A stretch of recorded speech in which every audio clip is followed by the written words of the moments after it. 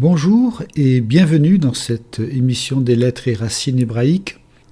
Dans l'épisode précédent, nous avons vu l'histoire de Caïn qui va tuer son frère Abel, et cela malgré l'exhortation de Dieu, l'invitant à dominer sur le péché qui, tapis à sa porte, le poussait à mal agir. Faisons un rapide rappel de cet épisode. Les deux frères, Caïn, qui est cultivateur, et Abel, qui est berger, offrent une offrande à l'Éternel. Et Dieu reçoit favorablement l'offrande d'Abel, mais pas celle de Caïn. Il est dit que Dieu regarda Abel et son offrande. Il regarda favorablement. Il regarda vaïcha. C'est le verbe sha'a. Il y a dans cette expression vaïcha, ce regard favorable de Dieu, l'anagramme Yeshua, qui signifie le Sauveur, Jésus. C'est intéressant. Alors que pour Caïn, Dieu ne regarda pas l'Osha'a, il ne regarda pas favorablement. Dans l'Osha'a, il ne regarda pas, il n'y a pas l'anagramme Yeshua. Nous voyons donc qu'en Caïn, Dieu exprime son amour, mais par la rigueur. En Abel, Dieu exprime son amour par sa miséricorde. Caïn se laisse emporter par la jalousie, son visage s'assombrit. Dieu va l'exhorter. Il peut dominer sur le péché, qui est tapis à la porte de son cœur. Car derrière le péché, l'ennemi est prêt à le dévorer, mais s'il domine sur cette séduction de vengeance, il relèvera la tête et renversera l'épreuve en lumière, en élévation. Mais Caïn n'entend pas Dieu et il n'a pas pris le recul devant l'événement. Sa jalousie le garde dans l'aigreur, et Caïn, jaloux d'Abel, va tuer son frère. Caïn a ouvert la porte, l'ennemi va en faire un meurtrier. Après avoir tué son frère, Caïn semble en rejeter la responsabilité. Revenons au chapitre 4 de la Genèse et voyons la suite de ce récit, après donc le meurtre par Caïn de son frère Abel.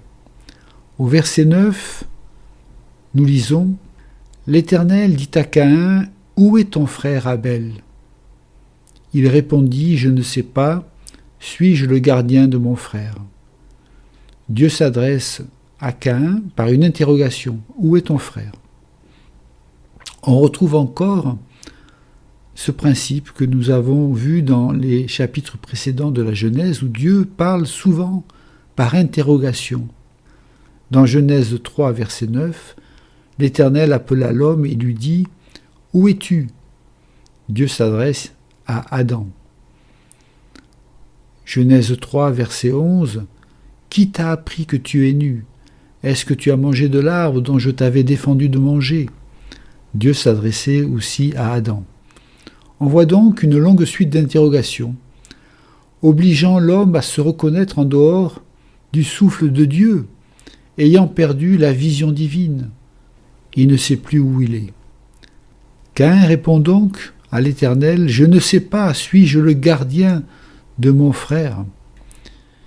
Il n'est plus dans la connaissance, dans la relation avec Dieu. Il a oublié l'ordre de garder sa terre intérieure, qui est liée à la création. Il ne sait pas qu'en tuant l'autre, ici son frère, il porte atteinte à la création tout entière. C'est très intéressant parce que quand nous péchons pas seulement vis-à-vis de Dieu, mais vis-à-vis de la création entière. Nous faisons du tort à tout notre environnement. Quand nous nous sanctifions, nous faisons du bien dans notre relation avec Dieu, mais aussi avec notre prochain, avec notre environnement, d'une manière générale avec la création tout entière.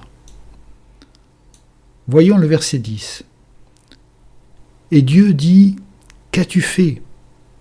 La voix du sang de ton frère crie de la terre jusqu'à moi. Dieu s'adresse à Caïn encore une fois par une interrogation. Qu'as-tu fait? Il y a là le verbe crier, tsaak, au pluriel. On pourrait lire les nombreux sangs de ton frère crient vers moi depuis la terre. C'est la première fois que le sang est précisément nommé. On l'avait aperçu indirectement avant dans des mots comme Adam ou dans le mot de ressemblance d'Ama. Ici, le sang est versé, mais c'est au pluriel, les sangs. Il n'y a pas que le sang d'un homme, mais celui de tous, car Adam est un dans la multiplicité des personnes humaines. Il représente l'humanité. Ce sont les sangs de l'humanité entière qui crient vers Dieu.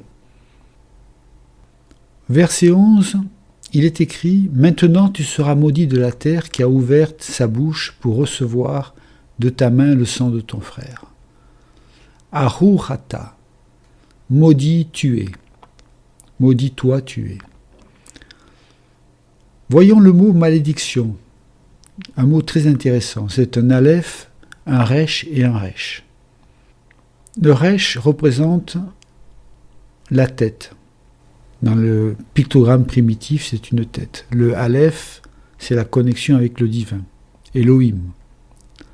La lumière, c'est un aleph et un resh. La malédiction, c'est un aleph, un resh et un resh. C'est-à-dire qu'il y a un doublement du resh. Ce doublement du resh, le resh, c'est la tête. Le doublement du resh, c'est l'entêtement. L'entêtement à la lumière, voilà ce que l'on peut dire. La malédiction, c'est l'entêtement à la lumière. Quand la tête s'oppose à recevoir la lumière, elle s'entête, eh bien, cela obtient la malédiction. La malédiction n'est pas le fait de Dieu, du aleph qui se retire, je dirais, mais de l'homme qui se durcit, le doublement du resh. L'épreuve de Caïn permettait à ce dernier de rétablir la justesse de sa relation avec son frère et avec Dieu, s'il avait écouté la voix de l'Éternel. Maintenant, la malédiction touche Caïn. Non seulement Caïn, mais aussi la terre qui a ouvert sa bouche.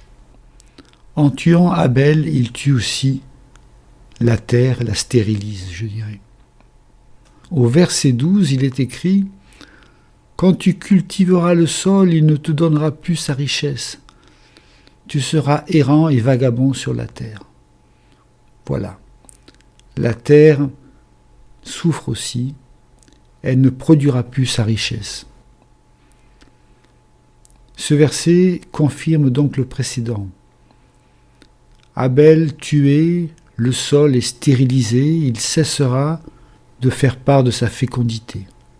C'est l'expression dans la Bible hébraïque. La Adama cessera de te faire part de sa fécondité. Instable et vacillant, tu seras sur la terre extérieure ou même dans ton esprit. L'homme coupé de toute référence intérieure remplace par des engendrements toute faculté désormais au service du monde extérieur. Et cela crée une société où se profilent l'activisme, l'agitation, l'inquiétude, la fuite, l'irresponsabilité. Voyons les versets 13 et 14. Caïn dit à l'Éternel, « Mon châtiment est trop grand pour être supporté. Voici, tu me chasses aujourd'hui de cette terre, je serai caché loin de ta face, je serai errant et vagabond sur la terre, et quiconque me trouvera me tuera. » Caïn est accablé. Sa souffrance est trop lourde à porter, trop lourde à assumer. Minesso. On pourrait lire par trop lourde à épouser. Le verbe nassa est la même racine liée au mariage, nessoim. La mariée, nessoua, est celle qui est portée. Le verbe nassa veut dire porter. La mariée, nessoua, est celle qui est portée. Épouser, c'est porter, prendre la responsabilité, assumer. La souffrance donc est trop grande. Elle vient de ces épousailles avec le serpent, en obéissant à la tentation que lui a tendue le serpent, il se laisse manger par le serpent. Le meurtre en est la conséquence. Voici, il est écrit, tu me chasses aujourd'hui de cette terre. Voici, tu me chasses. Gerashta.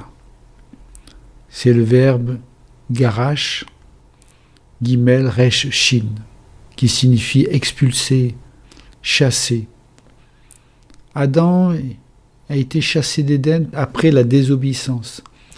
Caïn, lui aussi, n'a pas écouté, il a tué, il vit une chute plus profonde. Il a répandu le sang d'Abel.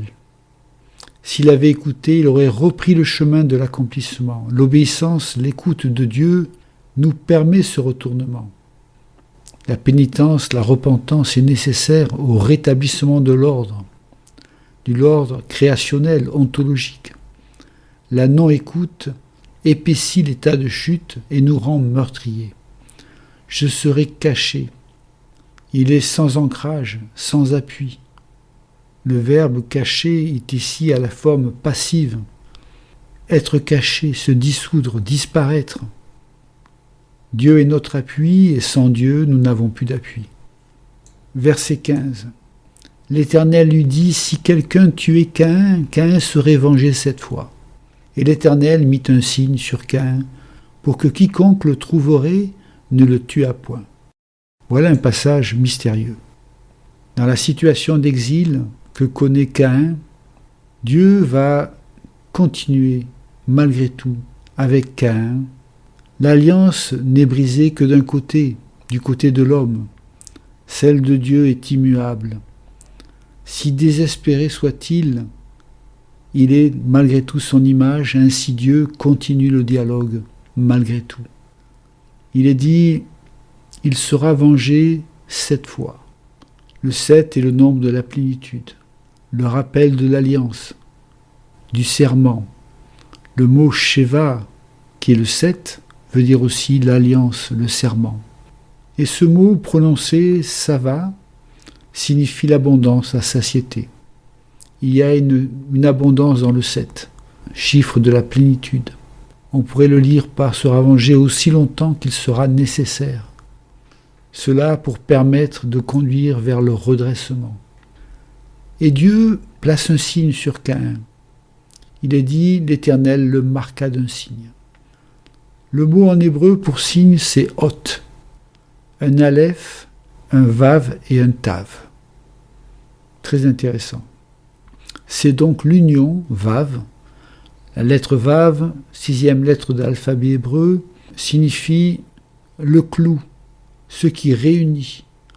Dans la grammaire hébraïque, le vav sert de conjonction de coordination. Donc c'est toujours lié à l'union, le fait de réunir. L'union, donc, dans le hot, dans le signe, c'est l'union, vav, d'Elohim, le aleph, et de la croix, le tav. Le tav, la dernière lettre de l'alphabet, dont le pictogramme primitif est en forme de croix, qui nous parle donc de la marque et d'une certaine manière donc de l'incarnation. Et donc ce signe, hot, est un signe de la rédemption qui est déjà annoncée. Quiconque le trouve ne le tue point. Le signe est celui du sang de l'agneau pascal, le sang de Christ. Donc dans ce signe, il y a une image prophétique du salut en Jésus-Christ. La mort ne peut pas l'atteindre, il ne sera pas tué. Verset 16, il est écrit « Caïn s'éloigna de la face de l'Éternel et habita sur la terre de Nod, à l'orient d'Éden. » Voilà, Caïn, marqué du signe protecteur de la croix, va sortir de l'intimité de l'Éternel, il n'est plus dans l'écoute, il s'établit. En hébreu, il s'assied, il ne sait pas se tenir debout. Le redressement exigera un long temps d'errance. C'est une errance sans ancrage. Il va séjourner, il va s'asseoir dans la terre de Nod. Nod qui signifie l'errance, justement. La terre de Nod est une terre d'exil, une terre d'errance. Le Nod, c'est un Nun, Vav, Dalet. Dans son état d'exil et loin de la présence de Dieu, son sentiment de culpabilité sera atténué par le développement culturel, la vie sous le soleil, la vie terrestre, matérielle, et par son expansion géographique. Une sorte de recours dans un monde sans la présence de Dieu, un monde maudit et amer, je dirais. Le chapitre 4 retrace la lignée de Caïn dans les versets qui y suivent. Sa famille va naître au pays de Nod, dont le nom est apparenté au mot de errant, de vagabond. Et ce sera donc une société qui va se former loin de Dieu, mais Dieu leur permet de prospérer malgré tout sur le plan terrestre. C'est la vie sous le soleil.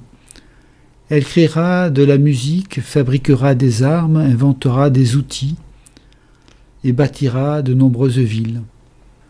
Nous verrons la suite donc de ce chapitre lors du prochain épisode. Que le Seigneur vous bénisse richement et à bientôt.